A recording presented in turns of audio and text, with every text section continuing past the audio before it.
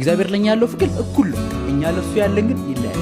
ፍቅር ይለካል። ፍቅር ይለካል። ሜዠረብል። እቺ ሴት በጌታ ፊት መጣች። ከዛ በጌታ ፊት ሽታዋን ምን አደረገችው? ደፋችው። የጠራው ፈሪሳዊ አይቶ ይህ ነብይ ቢሆን የምትዳስሰው ሴት ማን እንደሆነች እንዴት እንደነበረች ባወቀ ነበር። ኃጢአተኛ ናትና። ኢየሱስ እንዴት ኃጢአቷን ትወደዋለች? እንዴት ኃጢአቷን ይቁጠርባት? ኢየሱስ ያነጻጽራል። ወደ ሴቲቱም ዘወር ብሎ እንዲህ አለ፣ እችን ሴት ታያለህን? ወደ ቤት ገባው፣ አንተ ለእግሬ ውሃ አላቀረብክልኝም። እርሷ ግን አለ በእንባዋ እግሬን አራሰች፣ በጠጉሯም አበሰች። አንተ አልሳምከኝም። እርሷ ግን ከገባው ጀምራ እግሬን ከመሳም አላቋረጠች፣ እጅግ ወዳለችና ብዙ ያለው ኃጢአቷ ተሰርዮላታል።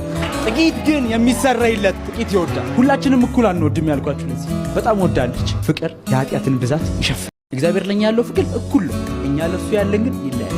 ፍቅር ይለካል። ፍቅር ይለካል። ሜዠረብል። እቺ ሴት በጌታ ፊት መጣች። ከዛ በጌታ ፊት ሽታዋን ምን አደረገችው? ደፋችው። የጠራው ፈሪሳዊ አይቶ ይህ ነብይ ቢሆን የምትዳስሰው ሴት ማን እንደሆነች እንዴት እንደነበረች ባወቀ ነበር።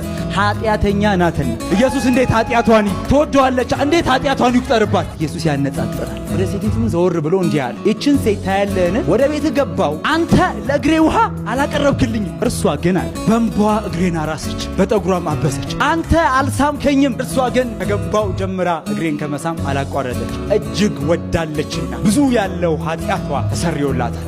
ጥቂት ግን የሚሰረይለት ጥቂት ይወዳል። ሁላችንም እኩል አንወድም ያልኳችሁ ለዚህ። በጣም ወዳለች። ፍቅር የኃጢአትን ብዛት ይሸፍናል።